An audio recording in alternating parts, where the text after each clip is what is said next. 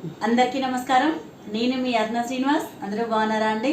నేను చాలా బాగున్నానండి. ఈరోజు ఒక వీడియో అనమాట. కామెంట్లో అడిగిర్రు, ఏమని అడిగిరంటే చీర కట్టేటప్పుడు ఏంటంటే ఫాల్ దగ్గర వెనక్కి మలిగిపోతుంది అనేది కామెంట్లో అడిగిరండి. ఫాల్ దగ్గర మలగకుండా ఒక్కోసారి రోలింగ్ చేసిన చీరలు అవి కొంచెం మందం ఉంటాయి, గట్టిగా ఉంటాయి కదండి.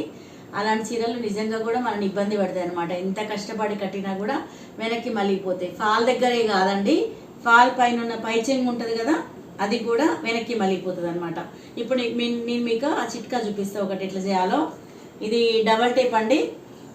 10 రూపీస్ 20 రూపీస్ పెడితే డబల్ టేప్ దొరుకుతుంది మనకి.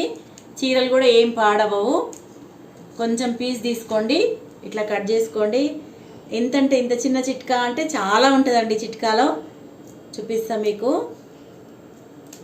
ఇట్లా కట్ చేసినాం కదా పీసు. డబల్ టేప్ అనేది 2 సైడ్స్ ఉంటుంది కదా, 2 సైడ్స్ ఉంటుంది కదా డబల్ టేప్ అనేది. ఇప్పుడు ఇట్లా తీసుకోవాలి. తీసుకున్న తర్వాత వెనక వైపు అండి, కింది వైపు అనమాట. ఇప్పుడు నా చీరతో చూపిస్తున్నా కాబట్టి మీకు ఇట్లా చూపిస్తున్నా. నేను వెనక వైపు కూడా ఏం చేయాలంటే మీరు ఇట్లా క్లాత్కి ఇట్లా పెట్టేసుకొని కిందికి ఎక్కడైతే ఉందో అక్కడికి మీరు ఇట్లా పెట్టేసిరు అనుకోండి, చీర అనేది అస్సలు లేవదు. ఇందాకడికి ఇప్పటికి చూడండి, కనిపిస్తుందా మీకు? ఇట్లా లాగినా కూడా పైకి రాదనమాట. చిన్న చిట్కానే కానీ చాలా బాగా యూజ్ అవుతుంది అనమాట. ఈ పై చెంగు కూడా ఒక్కొక్కసారి కొంతమందికి ఏంటంటే వెనక్కి ఇట్లా తిరిగిపోతుందంట.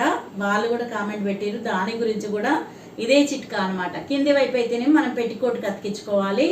పై వైపు అయితే కనుక మన చీర పై చెంగు ఉంటుంది కదా, దానికి కింది వైపు అంటించుకున్నారనుకోండి, ఇట్లనే సెట్ అయి ఉంటుంది. చూడండి ఇందాక ఎట్లుంది నా కొంగు, ఇప్పుడు ఎట్లా చూడండి, ఇట్లా ఉంటే ఇట్లా ఉంటుంది అనమాట.